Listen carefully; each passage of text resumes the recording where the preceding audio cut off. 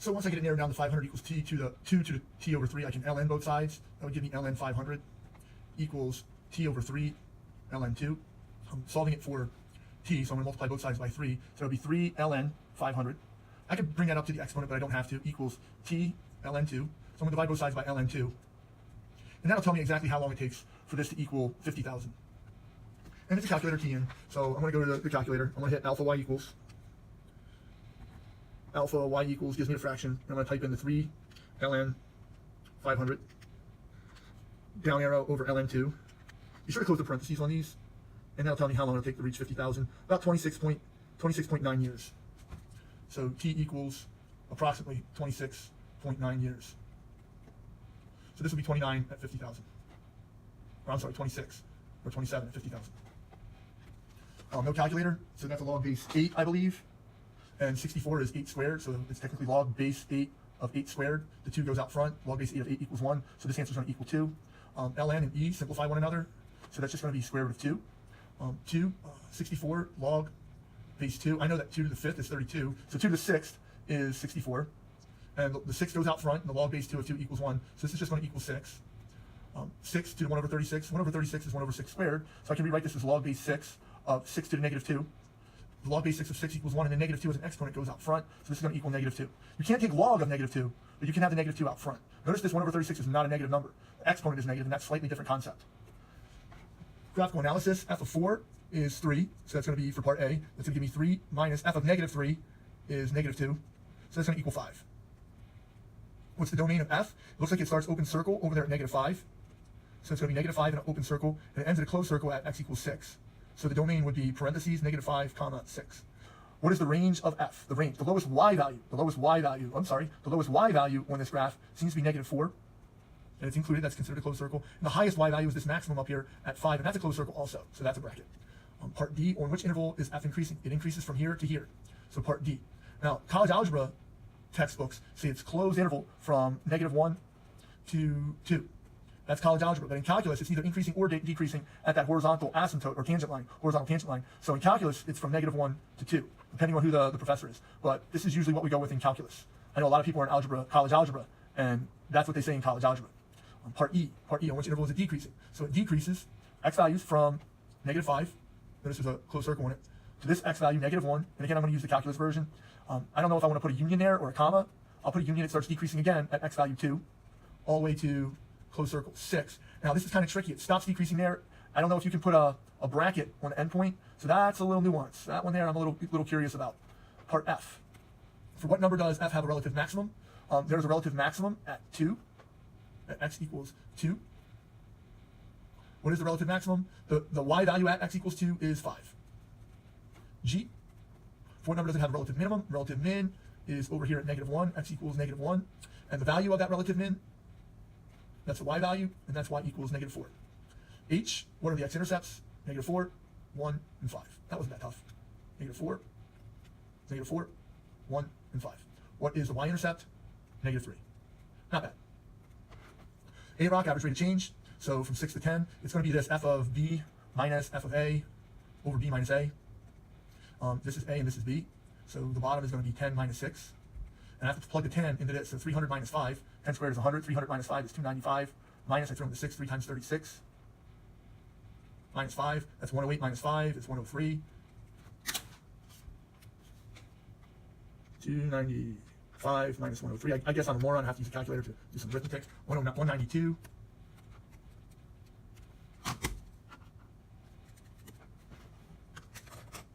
Be 192 over 4. And the A-rock, the average rate of change, is going to give me 48. No calculator, sine of pi over 6, so let's do a unit circle here. We'll do a couple of them. Pi over 6, so if I have my unit circle here, I'll just get a couple of values going.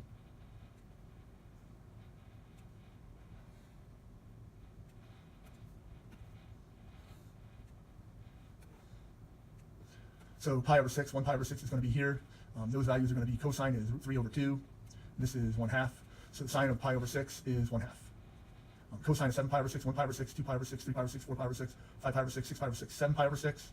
So the cosine value there is going to be negative root 3 over 2. Sine value is going to be negative 1/2, so that's going to be negative root 3 over 2.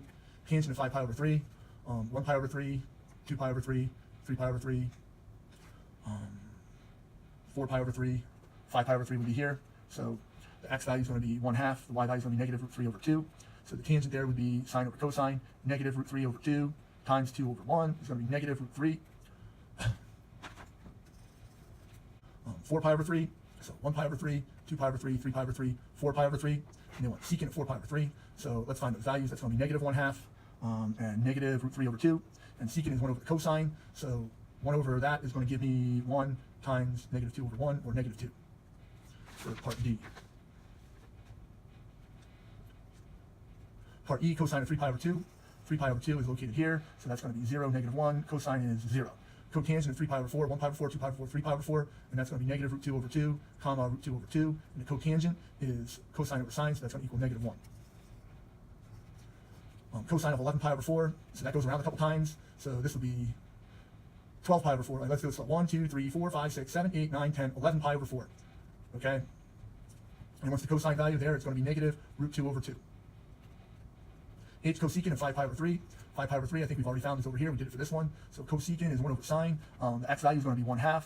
The y value at 5 pi over 3 is going to be negative root 3 over 2. And it's asking for the cosecant, which is 1 over sine. So that's going to give me 2 over negative root 3, or 2 root 3 over 3. Negative 2 root 3 over 3. Sine of pi. Pi is located here. It's negative 1 comma 0, so the y value is 0. Tangent of 7 pi over 6. Let's do it. 1 pi over 6. Well, this is 6 pi over 6, so 7 pi over 6 is going to be there. So let's see here, 7 pi over 6, the x value is going to be negative root 3 over 2, the y value is going to be negative 1/2, and tangent is that divided by that, so our sine divided by cosine, so negative times negative is positive, so 1/2 times 2 over root 3, that's going to give me 1 over root 3, or root 3 over 3, for tangent of 7 pi over 6. Keep my unit circle, my reference circle clean. Secant of pi, so pi is there, so that is going to be negative 1, 0, and secant is 1 over cosine, so that's going to be negative 1. Secant of pi is negative 1. Secant of 3 pi over 2, so 1 pi over 2, 2 pi over 2, 3 pi over 2, this is 0, negative 1. Secant of 3 pi over 2 is going to be 1 over 0, or undefined. Tangent of 5 pi, 1 pi, 2 pi, 3 pi, 4 pi, 5 pi. Tangent is sine over cosine, so that's going to be the same as tangent of pi, or 0. 7 pi over 4, 1 pi over 4, 2 pi over 4, 3 pi over 4, 4 pi over 4, 5 pi over 4, 6 pi over 4, 7 pi over 4. That there's going to be positive root 2 over 2, negative root 2 over 2. Secant is 1 over cosine, so that's going to be this value, that's 2 over root 2. Rationalize it. That's going to give me 2 root 2 over 2, or just 2. Negative 2 pi over 3. Got to go backwards now. We usually go counterclockwise. Now we got to go clockwise. So 1 pi over 3, 2 pi over 3. So that's negative 2 pi over 3 to there. That's going to be the same as 4 pi over 3 as my reference angle. X value there is negative 1/2. Y value is negative root 3 over 2, and that's my answer. Negative root 3 over 2. Solve it. So part A is going to be sine squared. Theta equals 1/2. Square root it, both sides. It's going to be sine theta equals plus or minus 1 over the square root of 2, or root 2 over 2. And where on the unit circle is the y value, root 2 over 2? That's going to be pi over 4 and 3 pi over 4. Tangent squared equals 3. So I square root both sides. That gives me tangent equals plus or minus. Oops. It's actually plus or minus. So I have other values. That's going to be wherever the sine value is. So it's also at 5 pi over 4 and 7 pi over 4.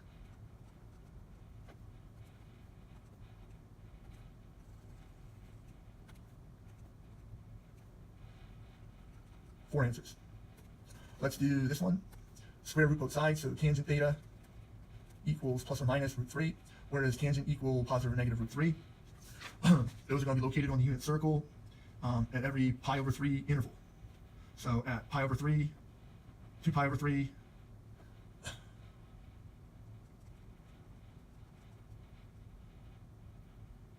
4 pi over 3, and 5 pi over 3.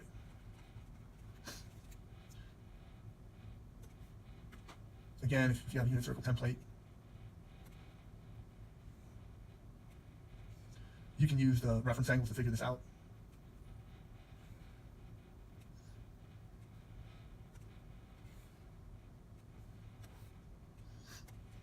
So this is pi over 6, and this is pi over 3. And if we just have quadrant 1, it'll help us out extremely well.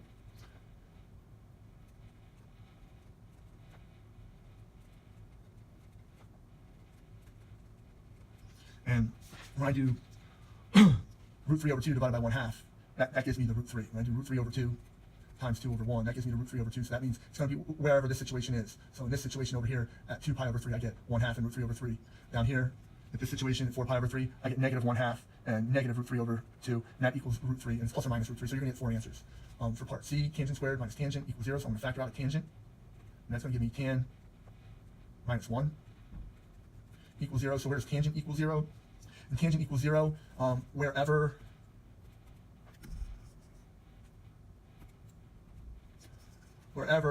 I get a sine over cosine, a sine over cosine that equals 0. So that's going to be here at negative 1, 0. So 0 divided by negative 1, sine divided by cosine. So that's going to be at pi for that, and 0, not a 2 pi. We're going to call it 0, not 2 pi. Then where does tangent theta equal 1 when I solve this part using zero product property? So tangent theta equals 1 at pi over 4. There, and over here at 1 pi over 4, 3 pi over 4, 5 pi over 4, and 5 pi over 4. And I believe that was part C. Part D.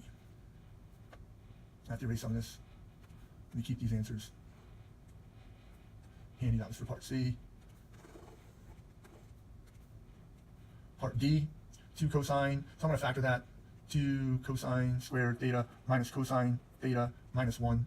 I have to factor it. 2 cosine, 2 cosine. It's going to have 1 in the back and 1 in the back. One of them is going to be positive, one of them is going to be negative. So I'm just going to guess. I'm going to say that this one is positive and this one's negative. When I FOIL it, whoops, there's the cosine over here. When I FOIL this, let's see what I get with the positive here and the negative there. So it's 2 cosine squared, 1 cosine minus 2 cosine, and that gives me the negative, and that gives me the negative. Set this equal to 0. So where does cosine theta equal negative 1/2? Where does cosine theta equal 1? So cosine theta equals 1 over here at 0. And that's it. Where does cosine theta equal negative 1/2? That's going to be here and here. So at 2 pi over 3 and 4 pi over 3. This one here is like a trig identity, part E. I'm going to take that to a different page. E and F, we'll do on a separate page.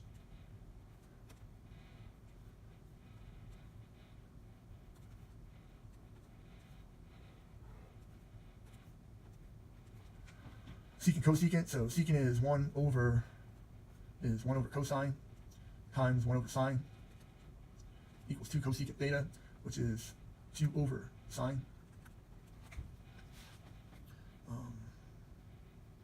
Let me subtract that from both sides. That's 1 over cosine times 1 over sine minus 2 over sine equals 0. I'm going to factor out 1 over sine.